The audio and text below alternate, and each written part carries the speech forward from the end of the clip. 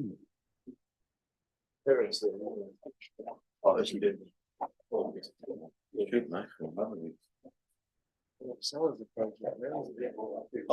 yeah. Ladies and gentlemen, could you please be upstanding? Welcome to ordinary meeting of Council 4531. I'd like to acknowledge the traditional custodians of the land of which we meet and show my respect to elders past, present and emerging. We are joined today by Pastor Alex Rancher, who is going to do the prayer. Thank you. Before I pray, I would like to acknowledge those who may not have a spiritual faith. I want to thank you for your patience and consideration at this time as we pray briefly. If you care to, would you bow your head and close your eyes? Heavenly Father, we come to you today, asking you for guidance, wisdom, and support as we begin this meeting. Help us engage in meaningful discussion, allow us to grow closer as a group, and nurture the bonds of community. I thank you tonight, God, for these your servants, our mayor, our city manager, our city staff and city council members. I give thanks for the way of service they have chosen to take up on behalf of all of us here.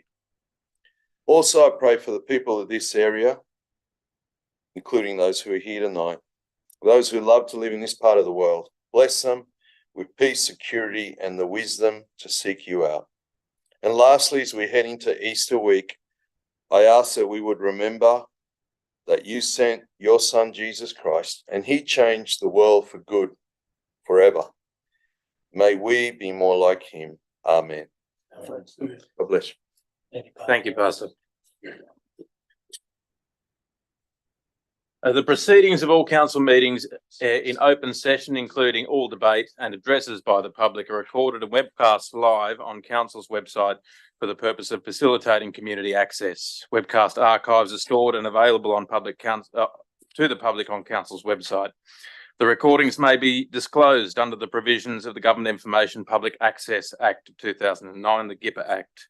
Members of the public attending council meeting may have their image, voice and personal information, including name and address, recorded, publicly broadcast and archived, or as an observer or other interested party, members of the public consent to this use of their image, voice and personal information.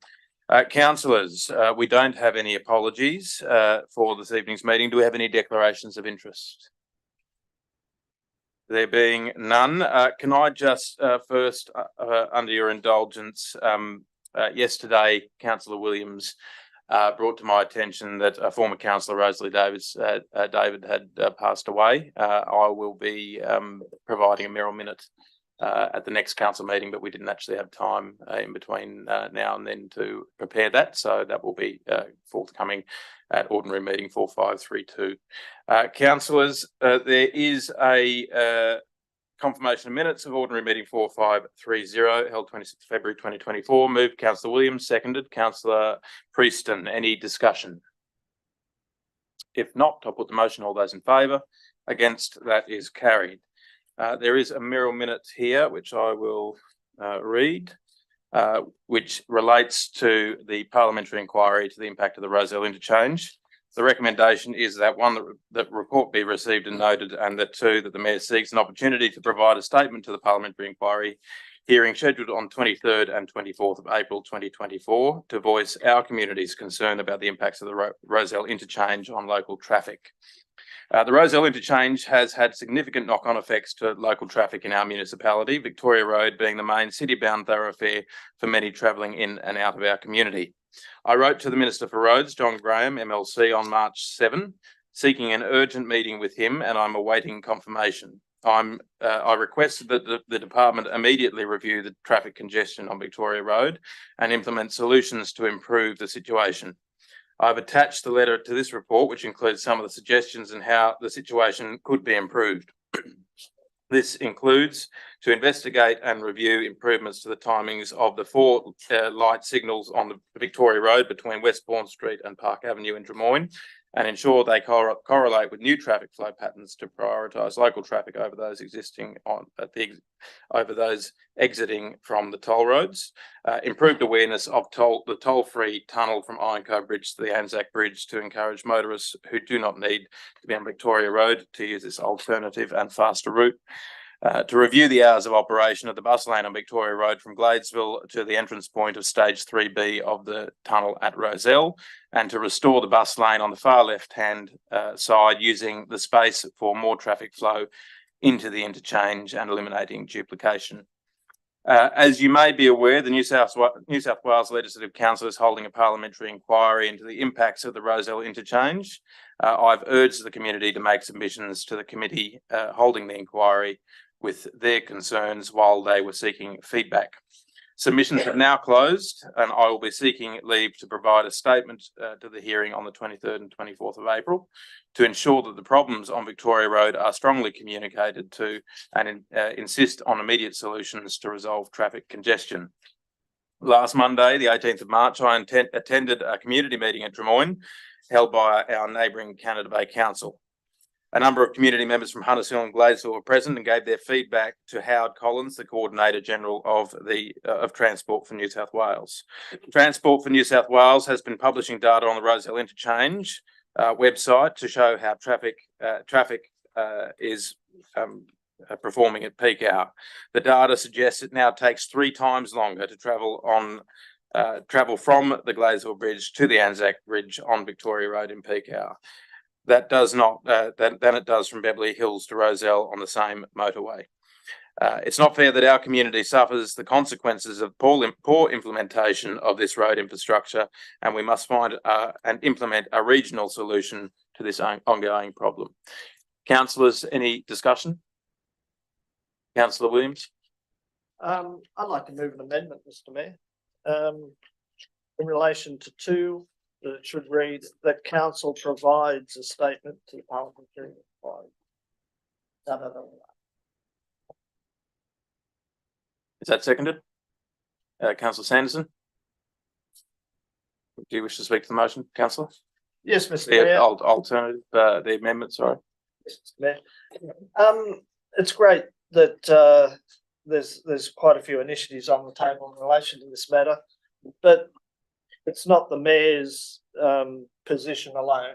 Council itself, as I'm sure all the councillors around the tables feel the injustice of this Rozelle interchange and how it's impacting on our communities. So I think it needs to be council that provides the statement, and the Mayor may deliver it, or General Manager, or whoever does, but it needs to come from the council. It has much more impact than it does just from a individual. Thank you, Councillor Williams. I have a question.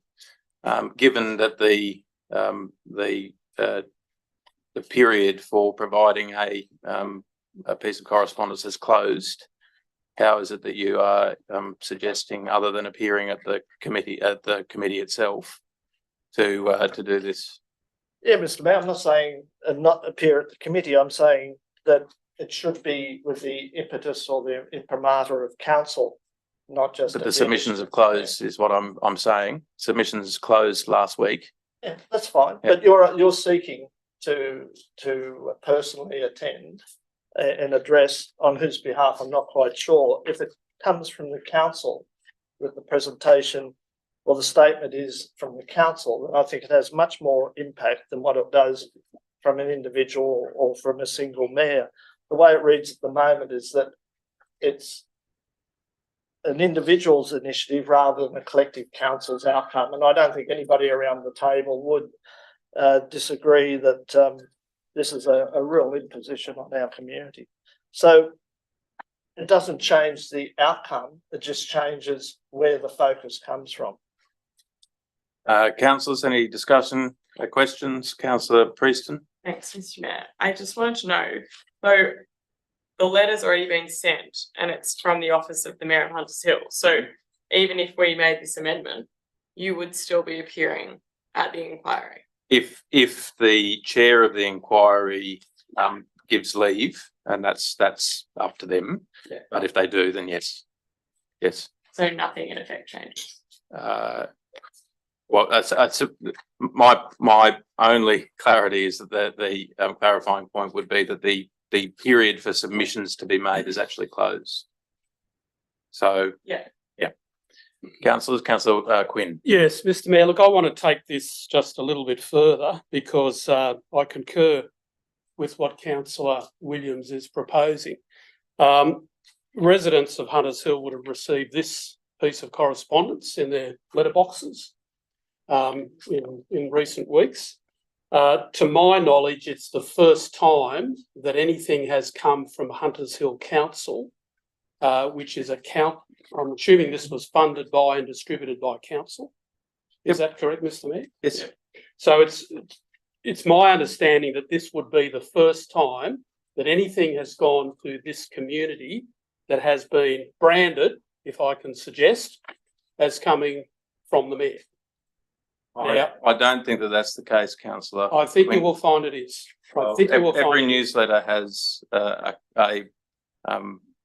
message from. No, I know it's got a message from the mayor, but anyway, so I'm going to add an additional amendment, if I may, to the recommendation, and that is that all future public notifications. Councillor, you can't amend an amendment. Oh, sorry. You have to Okay. propose. I'll foreshadow. Foreshadow. I will foreshadow an additional clause to this recommendation, and that is that all future public notifications of council information sessions, I'll read this again slowly in a minute once I've read it all out, that all future public notifications of council information sessions and other such forums conducted by council be branded as Hunters Hill Council activities and not activities of the mayor or any councillor. That is foreshadowed. Any further discussion on the original amendment? Councillor Crassoy. It just your answer to Councillor Williams' amendment and Councillor Preston's question. If you've already sent the letter and submissions have already closed, is point 2 not moot and therefore not necessary at all? Only insofar as the submissions have closed for the inquiry. The inquiry itself is a live forum, much like this, where you might get drawn out on specific issues that are relating to your community. So it's not an unusual thing for a mayor to attend a parliamentary inquiry. It's very common, in fact. And therefore the amendment that Councillor Williams read out, which I can't see, I'm afraid, so I just need it. It's just replacement of council and deleting that and just council provide. Could we just pull up the proposed amendment? Attend the inquiry. Council can't appear other than That's by my mayor understanding. or a person. It has to be. Delegate, representative. Which is fine, you can add that in.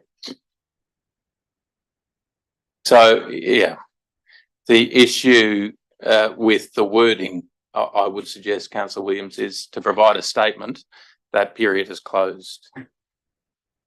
If council's just submitting an email with an official statement, rather than actually appearing at the inquiry itself, and this is to seek leave to appear at the inquiry, it's not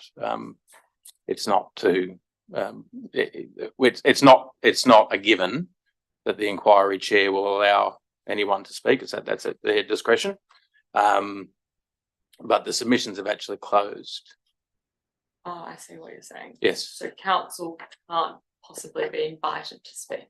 Sorry. Well, all the councillors can't be invited to Because we speak. can make a submission. Well, we're seeking leave to give evidence essentially at the inquiry, or to provide the community's view on to the inquiry. Councillor Williams. I'm happy to amend that a council delegate by. But it's not council that's put in the submission. So the council can't speak to the submission that's been made by the A mayor. delegate of council can, which is No. effectively the mayor. I'm just concerned that it's showing up as an individual rather than a collective outcome. I see what you're saying, but it's already passed. Councillors, can I Sorry. just question Councillor Preston? I just want to clarify something. Yes. As council has not made a submission, the mayor of Hunters Hill Council has made a submission. Only the mayor of Hunters Hill Council can be invited by an inquiry to speak rather than the council. I'm talking technicality. I understand what. But the mayor hasn't provided it. So, sorry, councillors, just to be very clear about this, there's two separate pieces of correspondence. There is the letter to the minister, which is attached to the report, and there is the parliamentary inquiry, which is a public inquiry into the implementation and design of the Rozelle interchange. Two separate things. No submission's been made during the submission period to the parliamentary inquiry. What we're doing is seeking leave to have me represent council as the chairman of the elected body, as per the Local Government Act. Again, very uncontroversial statement, to give evidence of that inquiry and answer questions as the members of the upper house see fit. Councillor Vergara. I see this as quite a procedural. The first sentence is procedural. It's just authorising you to seek the leave to appear. So it could say the general manager seek an opportunity for council to appear, but it's just asking that you do it. So you seek an opportunity to voice the concerns of Hunters Hill Council and its residents. Correct, councillor. And I will say this is this report is for receiving and noting. If I, as the mayor of Hunters Hill, wish to seek leave to appear at a parliamentary inquiry, I don't need council consent to do that. I don't.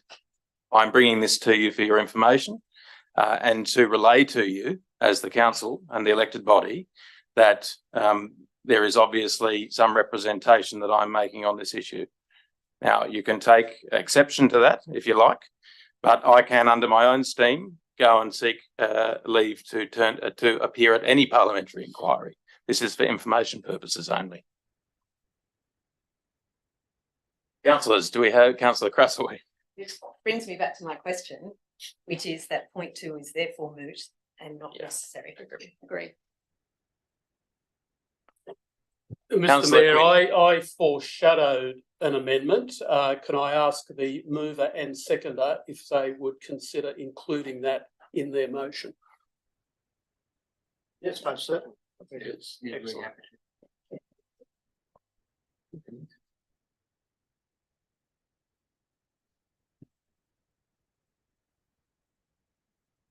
Permission to speak at a hearing?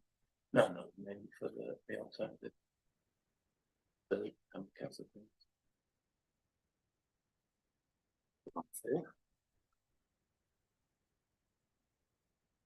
Which, because it's the chair of the council. The chair of the council can't communicate. No. Sorry, with respect, Mr. Mayor, we obviously heard that conversation. I'm not suggesting that the mayor cannot communicate with the community. I'm suggesting the way it's branded. Okay. I've got no problem with the content of the letter. I'll have to. I take your point, councillor, but we'll put it to the floor. But if this is flawed in terms of its application under the Local Government Act, we'll have to test that at the time. So the foreshadowed amendment has been accepted into the amended motion, so we can delete foreshadowed, and that becomes part 3. So that the proposed amended motion is that the report be received and noted. The council provide a statement to the parliamentary inquiry hearing scheduled on the 23rd and 24th of April 2024 to voice the community's concern about the impacts of the Rozelle interchange on local traffic, and that 3, all future notifications on council information sessions such and other such forums conducted by council be branded as Hunters Hill Council activities and not from the mayor or individual councillors. That is the motion on the floor, the proposed amendment on the floor. Councillors, any other discussion? Councillor Crasaway. Thanks, Mr. Mayor. I hate to say it, but I'd like to foreshadow that the report be received and noted. Thank you, councillor. Councillors, any more discussion in speakers against, in favour, right of reply, councillor Williams? Only that the additional thing on the motion, I think, is a very important one that I have never seen in my time involved with this council for 40 odd years. Something coming out that should be, as a council, coming out from a mayor or even an individual councillor representing or indicating that they're representing council. I think it's important that the community be aware that council holds both these issues very seriously, very important. And I think in fairness to this council that everybody should be aware of that, and it shouldn't be done as an individual. Thank you, councillor Williams. I'll put the amendment. Mr. Mayor, I haven't spoken to the motion yet. I invited it, sorry. people to speak for and against, and then no one spoke, Okay, and the reply was given. This is the amendment. This is the amendment. You Okay, can speak right to on. the Okay, motion sorry. Good. itself. Councillors, the amendment is as per read out. All those in favour? Against? That is lost. The motion on the floor, councillor Crassoy has a foreshadowed motion. Councillor Crassoy, I'm happy to accept your amendment into my Merrill minute, if you're comfortable with that. Thank you. I would like to speak to it. Yes, you may. Thanks, Mr. Mayor. I think councillor Quinn makes a very good point. I think it's so valid that it deserves a motion of its own.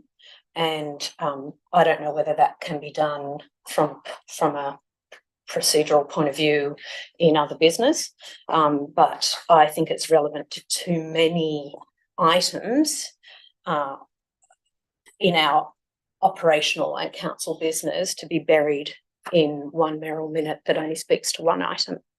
And so that's why I propose that this particular Merrill minute, which represents the views of our community, having been raised to us by residents and shared around us on email, that we as a council all agreed was an issue before the February meeting, to come to us this meeting as a Merrill minute that has been already acted on to the point where we as a council can't collectively represent anything more than to receive and note, is a touch disappointing, but it is where it's at.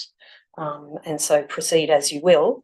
And I would encourage councillor Quinn to consider how best that point be made to be more robust in its delivery. Thank you, councillor Crassoy. I will just in clarification. It was not that I didn't seek for the council to be able to represent itself at the forum about the Roselle interchange, but the speed at which the submissions had opened and closed, and the inquiry taking its natural role, we would have had to hold another extraordinary meeting in order to formulate a formal submission from council. And given we had to do that for the medium density housing code 2 weeks earlier, I thought that given some of the forums that had been taking place and the fact that submissions were open to particularly community groups in the inner west, that it would be totally appropriate for us to write to the minister. Councillors, any speakers against the motion? For the motion? Well, Mr. Mayor, I'd simply say that I think everything that you have included in your letter, and I urge you to speak as forthrightly, if not more so, if you are able to speak at the parliamentary inquiry. Thank you, councillor Quinn. Councillors, any other discussion? If not, I'll put the motion. All those in favour? Against? That is carried unanimously. There are no notice of motions. Council reports, item 4.1, Fairland Hall planning proposal. Councillors, we have one speaker to this item, Karen Raisin, who I will invite to address council. Ms. Raisin, you have 3 minutes. 3 minutes, okay. Good evening. As you know, I'm Karen Raisin, President on behalf of Hunters Hill Trust.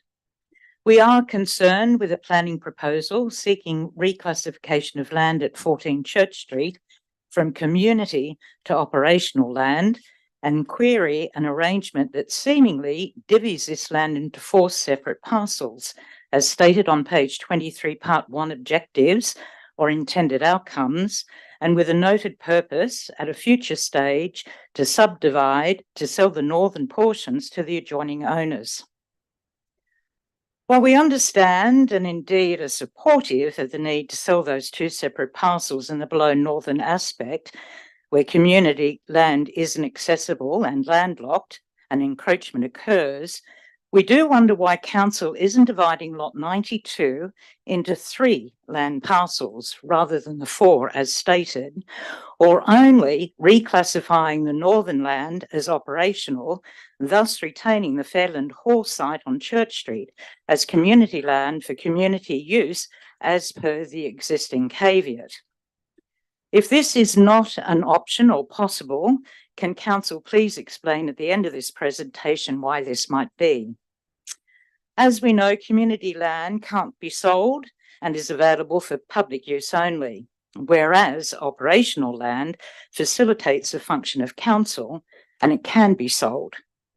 We fear this arrangement may become a slippery slope and perhaps set a precedent for future legal undertakings that look to take over other community lands or facilities, like a childcare centre or a reserve. And we wonder how in this instance, council may look to compensate the community for taking away what is rightfully theirs, a community asset with a caveat that no doubt will be sold off some future date if it's made operational to potentially allow multi-storey development on the site. Now, the land at 14 Church Street must be worth, I don't know, several millions of dollars in land value. The area of encroachment, much less so, and only if the owners wish to buy this land, it will be sold at a nominal rate. What if they don't want to buy? It will have been a long, messy, expensive process.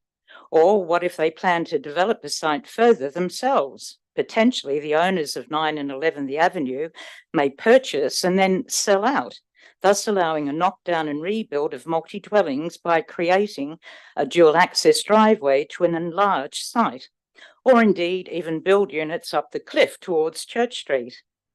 From a management point of view, many would think it's a very smart move by council. However, you can't just sell off community land and facilities to prevent encroachment. Sorry, Karen. Moved Councillor Williams, seconded Councillor Sanderson. Extension of time. All those in favour? Against? That is carried.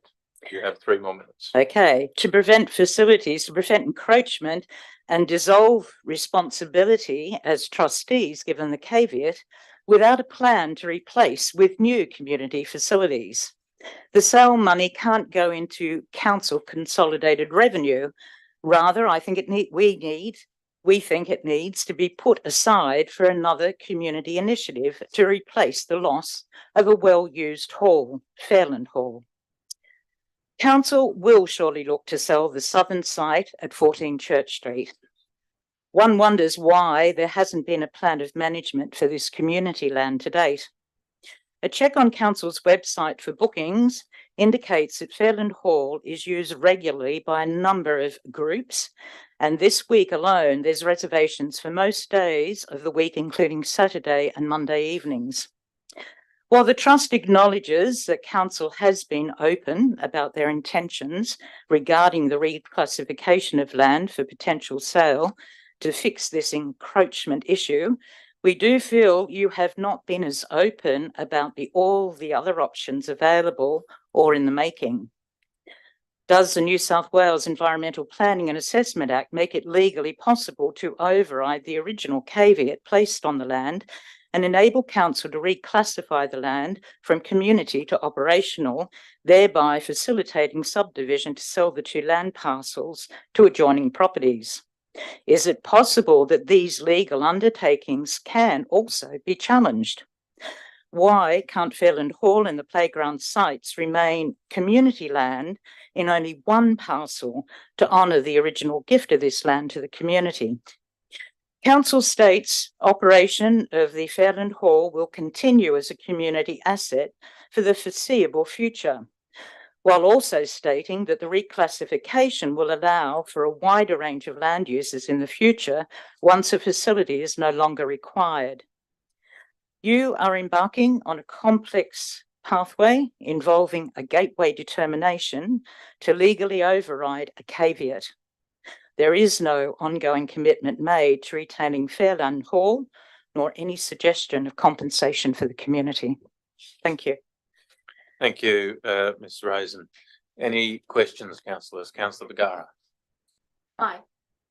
The land that is bottom, I think it's at the north, that now is currently not used for any community purpose. You would accept that? Of course, it hasn't been since 1967 Right. and prior to that as well. So fixing that issue, taking it out of the grant means the trustees, council, are not in breach of the purpose for the trust in respect of that land. So it doesn't fix the encroachment. The encroachment exists, and council as trustees have to deal with the breach of the trust which is caused by that. That's what this does.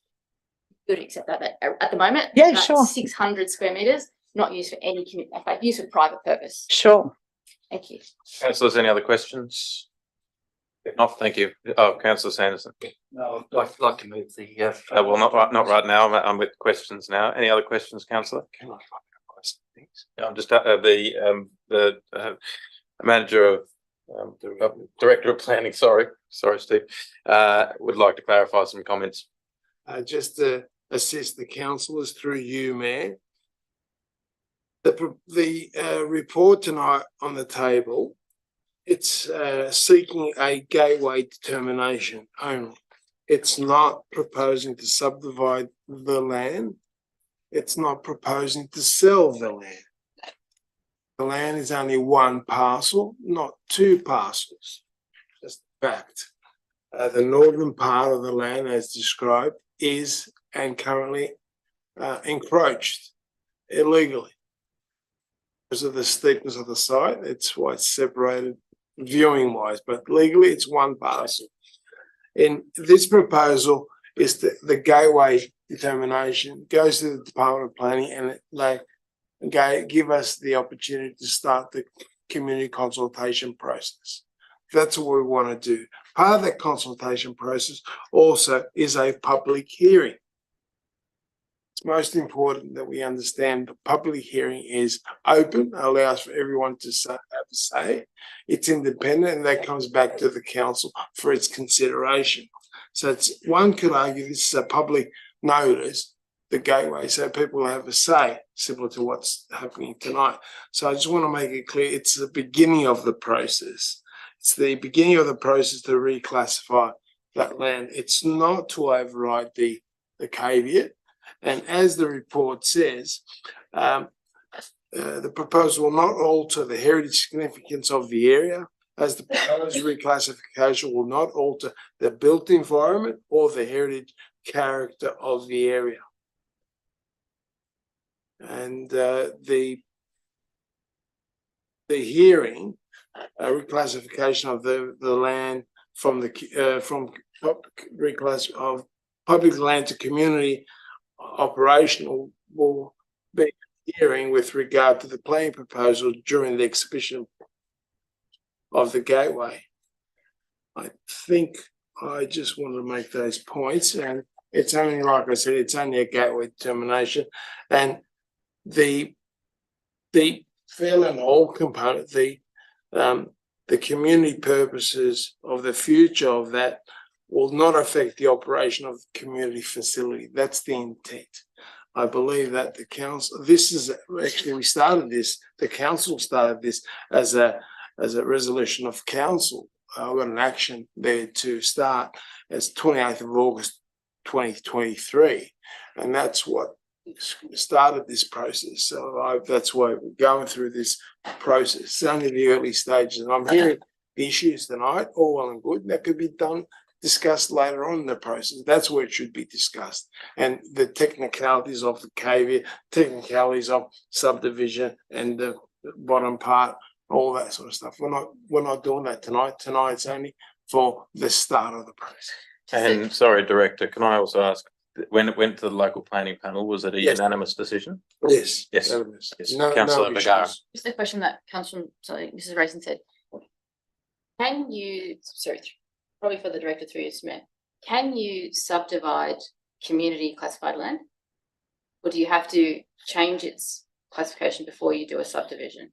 Through you, Mayor, you can subdivide any parcel of land, but it's the use later on depending what you're going to use it for.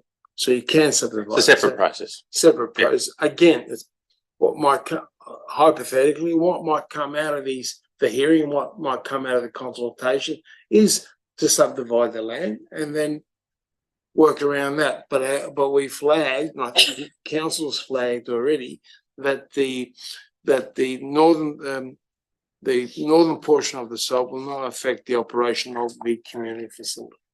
That's the intent. And then we look at the caveat, the legalities, which we need to get advice and to ensure we get proper advice so we won't get challenged. And that's what we're going to make sure we do it properly. Councillors, any other questions of Mrs. Rosen? No, thank you. Thank you. Councillor Sanderson, very eager with that hand today. Yes, thank you, Mr. Mayor. You did circulate an alternate proposal before, which I assume you're going to read out. Yes, I will, Mr. Mayor. I would like to move an alternate motion. We just pull this up on the screen. I have copies if councillors would like them. It will appear on the screen in a minute, exactly as. Thanks. Yes, the motion I propose is that council, one, defer lodgement of the Fairland Hall planning proposal with the Department of Planning, Housing and Infrastructure until A, the governing body has been able to view the legal advice provided about this matter.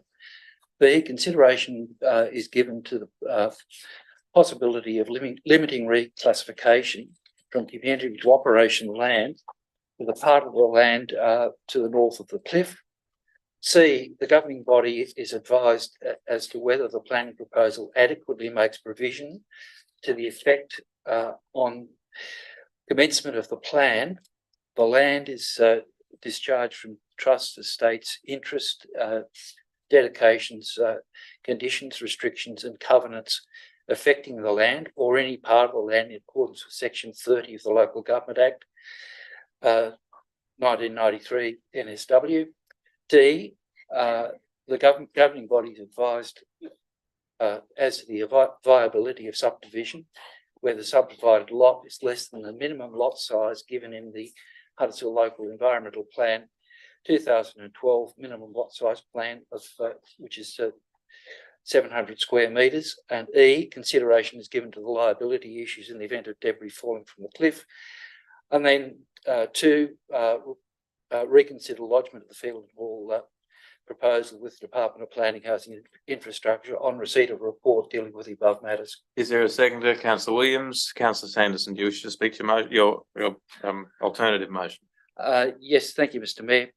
Look, I've looked at this matter very carefully, and I think the community is concerned at the prospect of the whole of the site becoming for operational use rather than merely for, well, currently as it stands as all community use. As has been highlighted tonight by our speakers, Fairland Hall is used very much by the community, and it is a place where many people, quilters and many others, use. I'm not proposing to delay for long. I think these matters can be answered quite quickly, and I certainly have no problem with the sale of the northern parts of the land when that comes and we have better answers to all the things that I'm asking here. I would like to see the legal advice so that I'm clear on the decision that I'm asked to make. The second point, we give consideration to the possibility of limiting the reclassification to the parts of the land below that cliff. My reasoning here is that I see no problem with the continuation of the trust and the caveat that exists on the hall. It does provide some protection. If there is ultimately a decision to try to sell that hall, then I think that's a separate matter. It's quite separate from the encroachments below. The other thing, in looking carefully at the planning proposal, I did have some concern. It would seem that Section 30 of the Local Government Act is what is being relied on in order to defeat the existing caveat and trust. I'd like to just get a little bit better advice on that, on whether the caveat is sufficient for that to occur, and also that whether it can occur separately on the land below without affecting the trust and the caveat in terms of the land occupied by the hall and the playground. The other thing too is that if you look at the areas involved,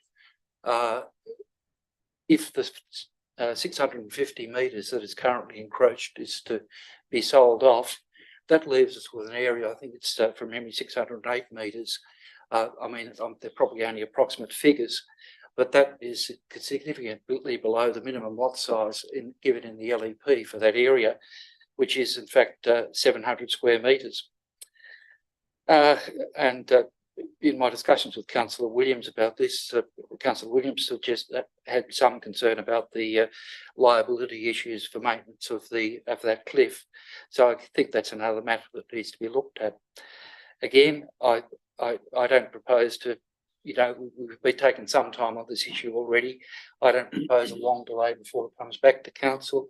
I would just be far more comfortable if effectively questions I'm asking here can be answered, and we may find a better alternative way of doing this or going through this process. Thank you. Thank you, Councillor. Sorry, Councillor Quinn, just before you go, I just might give the General Manager the opportunity to provide any update, but particularly Part A, legal advice provided on this matter. Thank you, Mr. Mayor. First of all, can I just thank Karen for her feedback tonight? Appreciate the community interaction. Councillors, I just want to reiterate some comments from the Director earlier this evening. I think it's important that we actually bring this into context. What we're asking you to consider tonight is a planning proposal. Nothing more, nothing less. And we're following process. There was a resolution from council to prepare a planning proposal, and that's what the staff have done. We have an LPP for a reason, and that is to tap into the knowledge of subject matter experts. And in the context of the planning proposal, they voted unanimously to proceed. I just want to remind Councillor Sanderson that back in July, a briefing was given to councillors on this matter. It was a detailed briefing which gave council various options about how to proceed. And that also included a brief from Adam Seaton, the partner of Marsden's, who would be regarded as one of the best planning lawyers in the country. So Councillor Sanderson, you have already viewed at that presentation the advice from Mr. Seaton. That's not new. That was transparently given to you at the briefing. So there is no additional legal advice that council has for you to view. It's what was provided at the briefing. But I just want to finish by saying that everything that's been raised tonight is important for a future date. The context of tonight is to consider a planning proposal. Thank you. Sorry, Councillor Quinn. No, Mr. Mayor, I'll foreshadow the recommendation of the business. Thank you, Councillor. Councillors, any other speakers for the motion?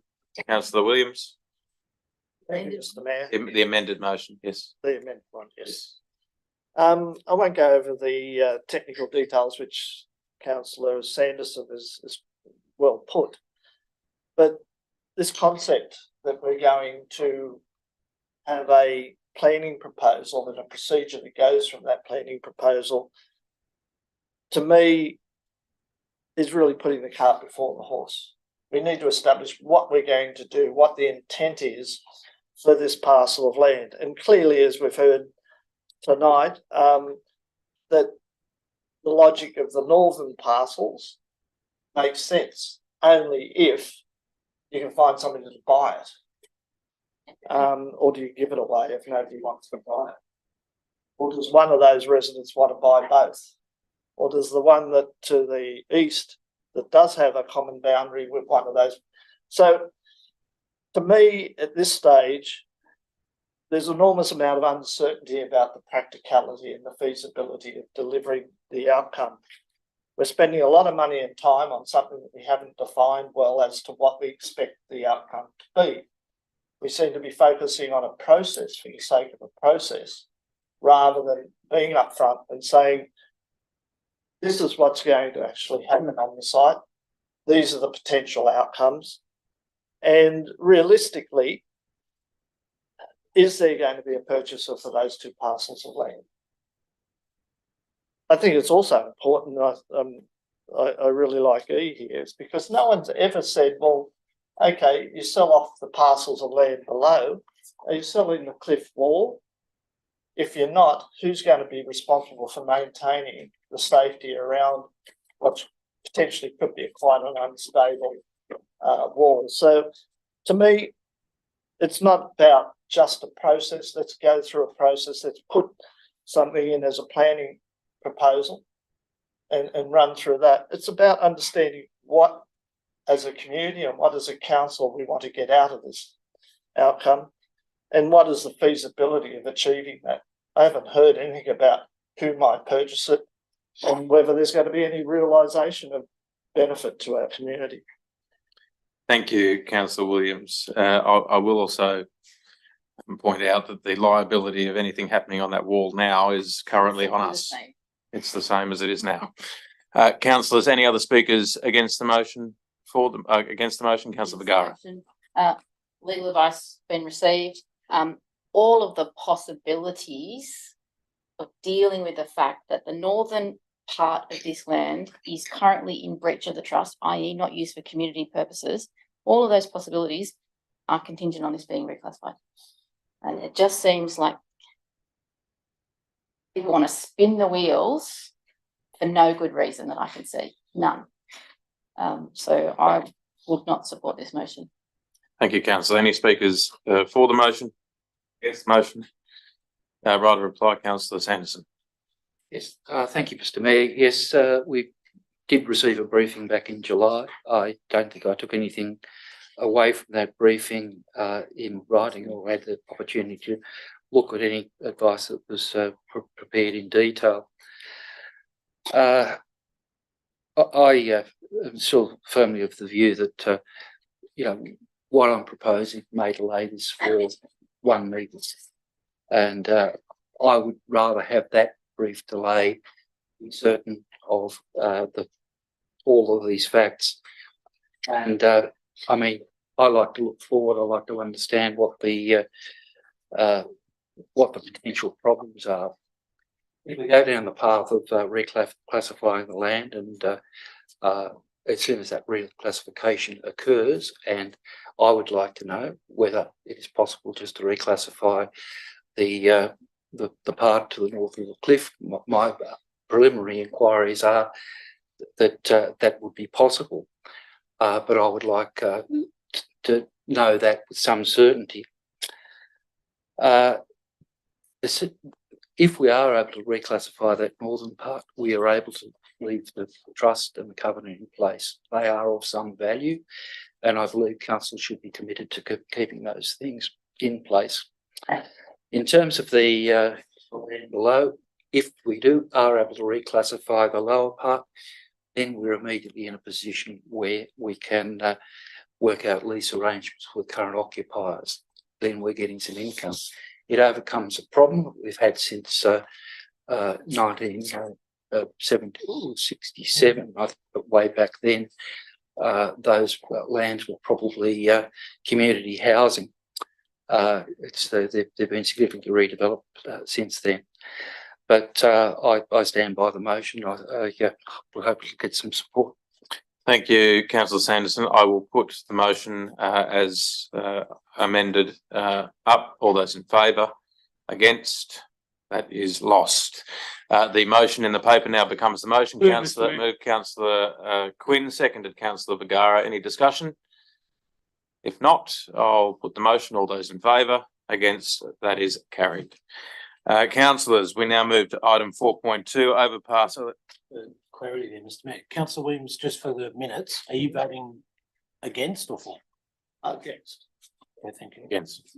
Just And that you put your hand councillor up. Sampson, was that an abstain? No, I voted against. Yes. Against, two against. Thank you.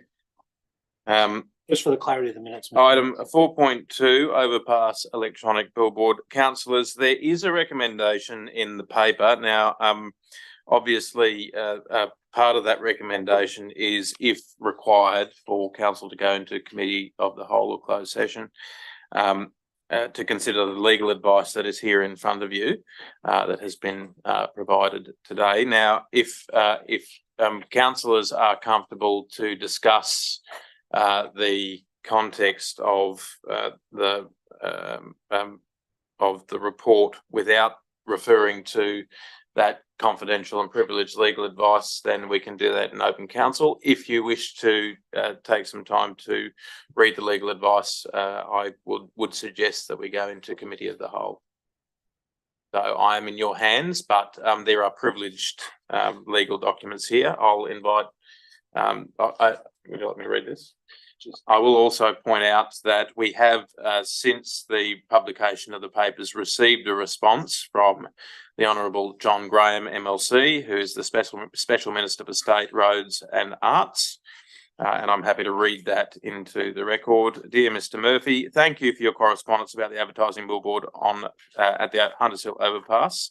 I note you also wrote to the Minister for Transport and trust you will accept this as a response to both approaches.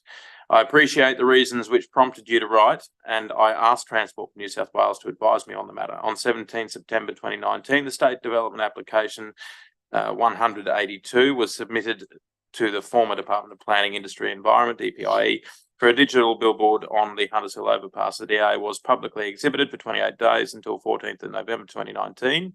On the 9th of June 2021, the former Minister for Planning and Public Spaces approved the DA and further modifications on the 31st of August 2023. I'm advised the review and approval of this DA by DPIE was completed using various reports, including the Industry and Employment, State Environmental Planning Policy and Transport New South Wales Corridor, Outdoor Advertising and Signage Guidelines. The line of sight proximity to decision-making points, dwell times and transition times were well investigated, and as such, the Transport for New South Wales does not deem the removal of the digital billboard to be appropriate at this time. If you should have any further questions, Mr Greg Atwell, Senior Manager of Advertising, is available. So I will have that tabled into the minutes of the meeting. So we have a small amendment to that report in that we have received a response by the Honourable John Graham, MLC, the Minister responsible. Councillors? Mr Mayor, I'll move the recommendation in the business paper with that additional amendment noting the receipt of that correspondence, but would still like to go into closed session. Closed session. So you're moving that we move into closed session. So councillors, I will put it that, is there a seconder? Thank you, councillors. So the report should be dealt with in confidential session under section 10A of the Local Government Act of 1993. Yes, moved, seconded. All those in favour? Against? That is carried unanimously.